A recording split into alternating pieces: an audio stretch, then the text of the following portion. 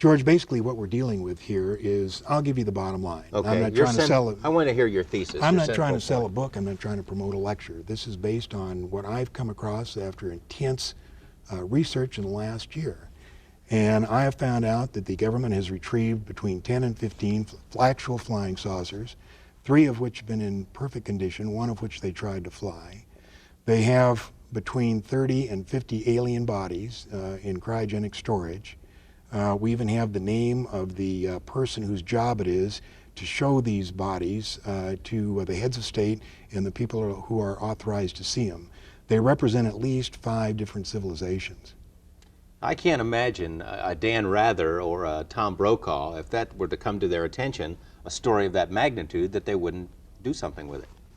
Well, I can't answer that question. I don't know why they don't do it. There certainly is enough evidence based on what I've looked at. For instance, the Linda Moulton Howe documentary in Denver for the CBS affiliate there, called A Strange Harvest. Since 1975 to 1980, when she made the documentary, there's at least 9,000 cattle mutilations. Now, the government said that the mutilations were normal. Your desert predator did these, but they weren't. The mutilations, I think we have a picture of these somewhere. Maybe we can see that as you're talking. Well, that's the next picture.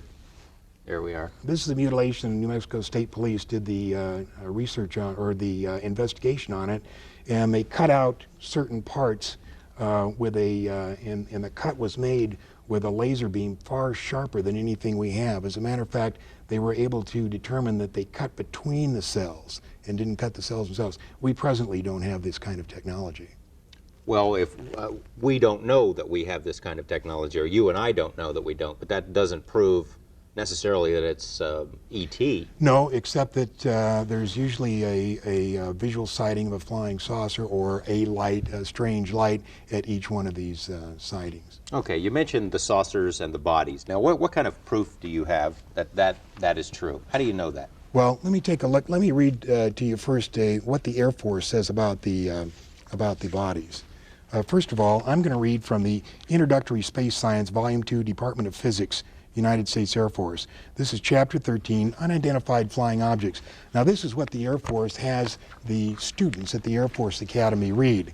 And it says, the most commonly described alien is about 3.5 feet tall, has a round head, arms reaching to or below his knees, and is wearing a silvery spacesuit or coveralls.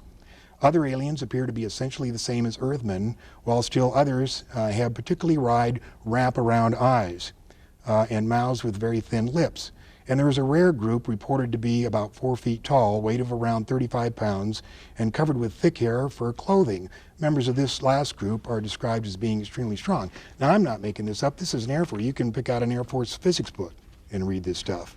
And at the end of the chapter, they go on to say, this leads us to believe in the unpleasant possibility of alien visitors to our planet, or at least of alien-controlled UFOs.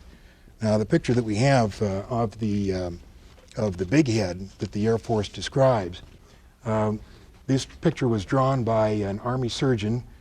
These are one of the bodies that was recovered in the famous Roswell incident of 1947. Tell us about that. It was the first flying saucer that crashed and was recovered by the Army. It was covered up. There has been several books about it. They recovered 4 beings, and one of the surgeons that was responsible for the autopsy drew that picture and came up with some of these interesting things in the autopsy. I'll just read a couple. 3.5 to 4.5 feet tall, 2 round eyes without pupils, no earlobes, nose is vague, neck described as being thin, arms is described long and thin, reaching down to the knee section. You can see that there's a webbed portion in the hands, no teeth, no apparent reproductive organs. Brain and capacity unknown, colorless liquid prevalent in the body without red cells, no lymphocytes. And there's more in that particular report. This is an autopsy report. And you said the government goes to great lengths, the Air Force in particular, to discredit this kind of stuff. Where did this come from? How did you get this? That came in a that came from the private collection of Leonard Stringfield, who was one of the premier researchers. He worked for the Air Force in the early 50s. in a secret project reporting UFOs. Then as a civilian, he continued his private research, and this is out of his collection. Why does the government want to hide this? Why doesn't the Air Force just come forward? Why doesn't, why don't they level with us if this is all true? Well, there's not really much they could say based on what I've been able to find out. George, they're really, what could they say about it?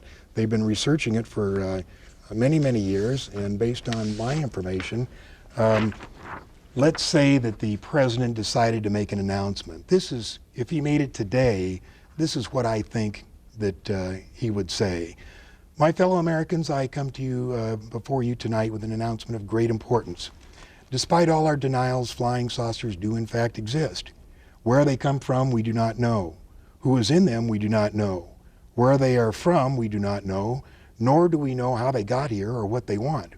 We are unable to duplicate any of the metals found on the several craft we have recovered, nor are we able to figure out how they are propelled.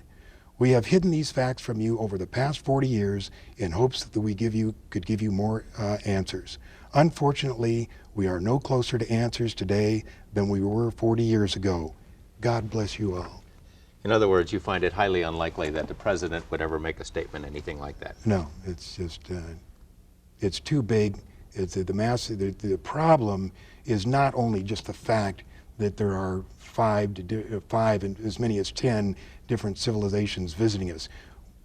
Apparently, and this is from the research that I've done, at least 90% of them are hostile. And when I say hostile, if not hostile, they have a completely different set of morals than we do. Okay.